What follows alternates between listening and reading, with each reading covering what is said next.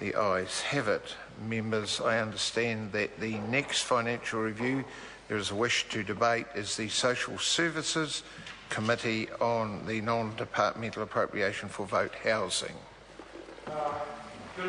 Hone Harawira. Mr. Chairman, the first point I want to make about funding for affordable housing is how woefully inadequate the Social Housing Fund actually was, particularly when you consider the staggeringly high need. And secondly, how little of that woefully inadequate amount was actually spent on housing. And I've got to highlight those figures here. Only 28 million was actually allocated and only 16 million was spent. How bad is that? Government takes only 2 days to decide to spend $30 million on Rio Tinto, but in a whole bloody year can't spend $28 million on housing for the poor. How's that for poor performance? They only got $28 million, but through bureaucratic inefficiency, they managed to only spend $16 million, and they only actually delivered 165 houses. What a shambles. But that's not the worst part. The worst part is that government's policies are leading to huge numbers of low-income families being evicted from their homes, state houses being disposed of, and large tracts of state housing land being sold off to make way for high-end housing estates because National believes that the private sector is the best place to provide for housing. There's nowhere in the world where the private sector provides quality, long-term, affordable housing for the poor, and it certainly ain't happening here, where thousands of families are forced to rent high-price, damp, drafty, cold flats, houses and caravans on the open market because the state no longer wants to bother.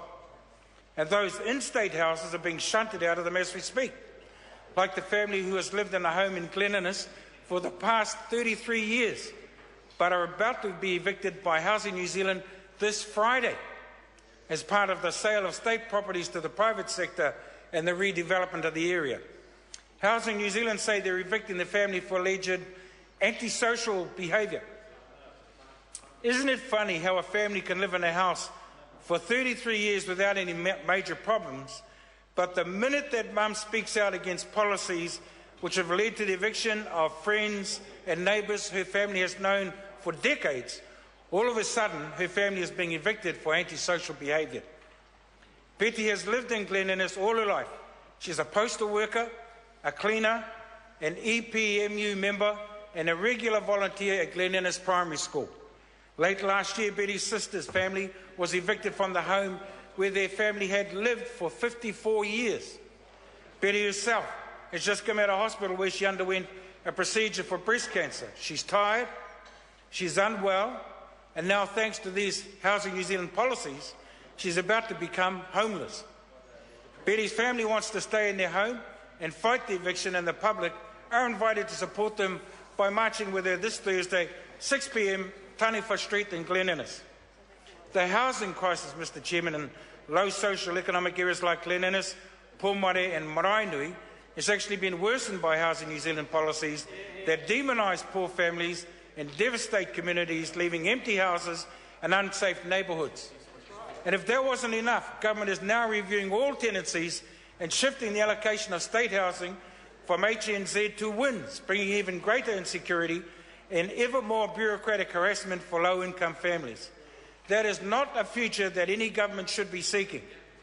Government should instead take a positive approach to the problem by engaging in a comprehensive program of building 10,000 new state houses every year for at least the next 5 years to help address the critical shortage of healthy homes for low-income families.